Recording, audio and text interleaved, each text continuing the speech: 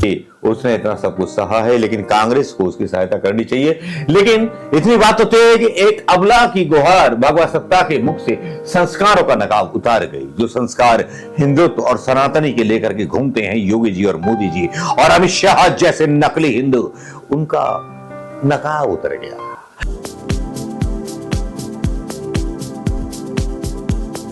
दोस्तों नमस्कार। दिवालियों की खुशी आने वाली है, दिवाली बहुत बहुत मुबारक हो आप सब लोगों को। लेकिन इसी बीच खबरों का सिलसिला बहुत जोरों से चल निकला है और खबरों का सिलसिला कुछ इस तरह से चला है कि जिसने भारतीय जनता पार्टी और मतलब बड़े बड़े लोगों के चेहरे से नकाब उतार दिए हैं।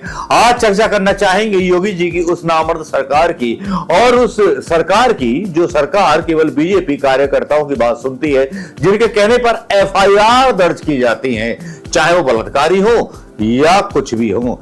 योगी जी हिंदुओं के खिलाफ जो आपका अत्याचार है वो चलेगा नहीं। आपकी पुलिस थोड़ी सी ज्यादा हो रही है, क्योंकि आज पूरे दिन सोशल मीडिया पर एक ऐसी युवती की जो थी अपील चलती रही, जिसने केवल एक बलात्कार की धमकी देने वाले मतलब लड़के को, जो वो कोई था सैफरॉन वैफरॉन, उसकी पिटाई कर दी जाकर के, उसको सबक सिखा दिया। अब तो इस पर तो योगी जी को उस लड़की को मेडल देना चाहिए था, लेकिन बदले में मिला क्या, उसके पूरे परिवार को 40 दिन से अभी तक जमानत नहीं मिली। और लड़की जो है एक बच्चे के साथ, अपने मासूम से बच्चे के साथ दर व दर घूम रही है।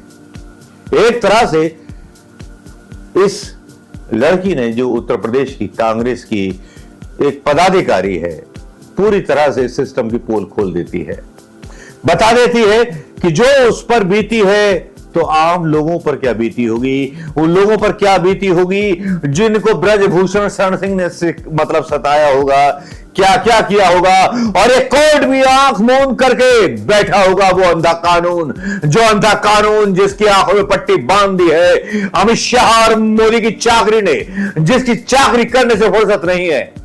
लेकिन वो लड़की, एक लड़की वो लड़ सकती है।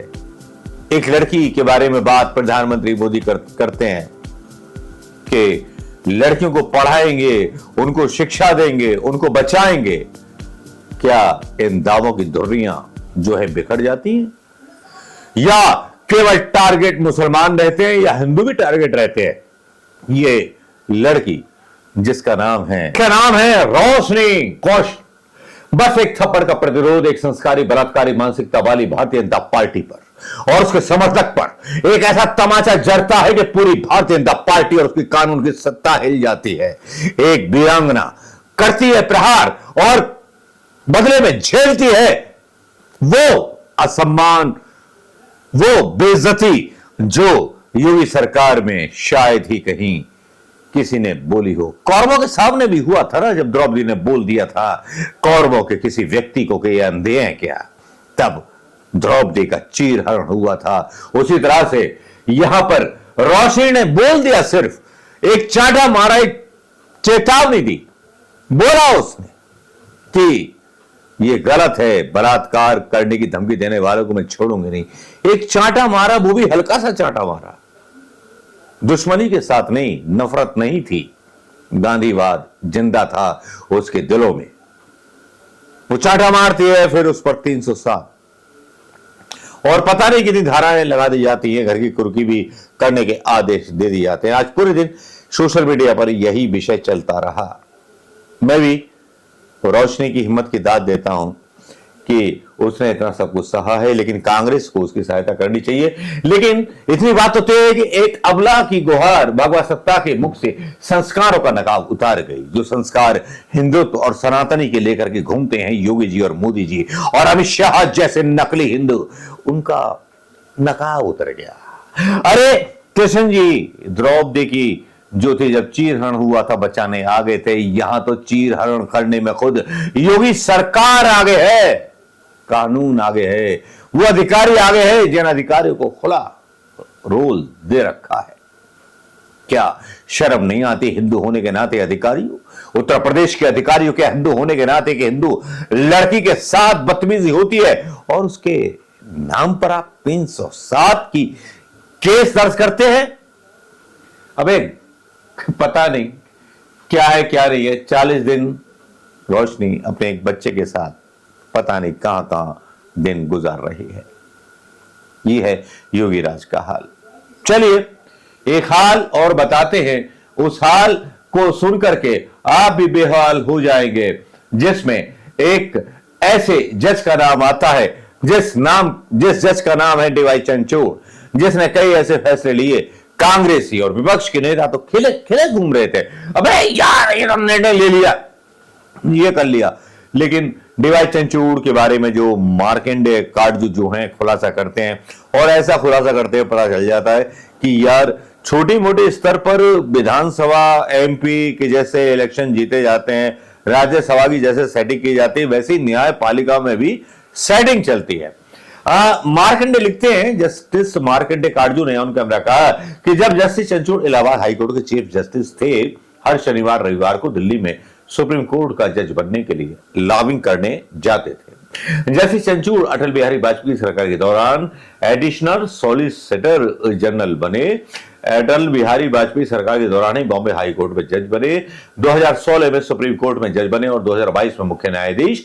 चीफ जस्टिस चंद्रचूड़ का 8 नवंबर को आखिरी वर्किंग डे है। 10 नवंबर को वो रिटायर्ड हो रहे हैं। देश में उनके कार्यकाल का किस प्रकार मूल्यांकन करेगा देश, वो देश बताएगा। राम जन्मभूमि पर फैसला देने वाली बेंच में वो मौजूद थे, तो हेड्स ऑफ, बढ़िया किया। पेगासस मामले में लिपापोती की, जबकि पेगासस में राहुल गांधी के कॉन्टैक्ट हुआ, बीमा कोरेगांव वालों को पेगासस के जरिए फंसाया गया। रेड डाउन डीवाई चंद्रचूड़ का एनआईटी का मामला हो या हिंडनबर्ग का मामला हो, SC/ST आरक्षण में वर्गीकरण का विषय हो, इन मामलों में फायदा कैसे हुआ, नुकसान कैसे हुआ, ये दुनिया जानती है। तो मार्कंडे काटजू सीधे सीधे एक ऐसा नकाब डीवाई चंद्रचूड़ के चेहरे से उतार देते हैं। एक तरफ एक द्रौपदी खुलासा कर देती है योगी सरकार की महिला सुरक्षा के बारे में, और दूसरी तरफ खुलासा होता है सरकार और चीफ जस्टिस के रिश्तों के बारे में। ये रिश्ते आज के नहीं, बहुत पुराने हैं। हिंडनबर्ग हो या IBM हो या कोई भी हो, भाई डीवाई चंद्रचूड़ ने साफ कर दिया था। अब उखाड़ लो जो उखाड़ना, क्या उखाड़ सकेगा कोई? यही डीवाई चंद्रचूड़ थे जो हीरो बन गए थे अचानक से, कई फैसले दिए, मेरे दिल के भी हीरो बन गए थे। लेकिन जब ये खुलासा होता है जस्टिस मार्कंडे काटजू का, तो कसम से ना तो इस देश के संविधान पर भरोसा होता है, ना इस देश की न्यायपालिका पर भरोसा होता है। और न्यायपालिका पर भरोसा क्यों करूं कि जहां एक लड़की जो एक थप्पड़ मारती है उस पर जो है केस लगा दिए जाते हैं, केस ला दिए जाते हैं। तो होगा क्या? गांधी जी कहां हो आप, नेहरू जी कहां हो आप, अम्बेडकर जी कहां हो आप? देखिए, जिस देश को आपने आजाद कराया था, उस देश में कितने लोग आपकी आजादी का गलत फायदा उठा रहे हैं। यहां देश में बेरोजगारों के बारे में बात नहीं होती, लेकिन सोशल मीडिया पर इजराइल और ईरान के बारे में बात होती है। वहां इतने बम फट गए, ये फट गए, वो फट गए। यार कभी कभी जमीन पर रहने के बाद बात कर लिया करो।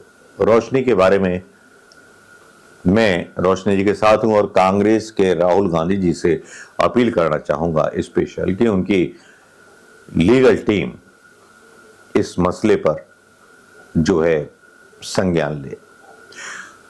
हालांकि सपोर्ट मिला है रोशनी को, कांग्रेस के कई ट्विटर हैंडल से उनके बारे में बात की गई है, लेकिन ट्विटर हैंडल पर डीवाई चंद्रचूड़ के उस इतिहास पर भी बात होनी चाहिए जिस इतिहास के बारे में मार्कंडे काटजू बता रहे हैं। चलिए दोस्तों, इसी खबर के साथ खत्म करते हैं। अगला जज क्या चंद्रचूड़ साहब जैसा होगा या क्या होगा कह नहीं सकते, क्योंकि देश में संभावनाएं न्याय की बहुत कम हो चली हैं।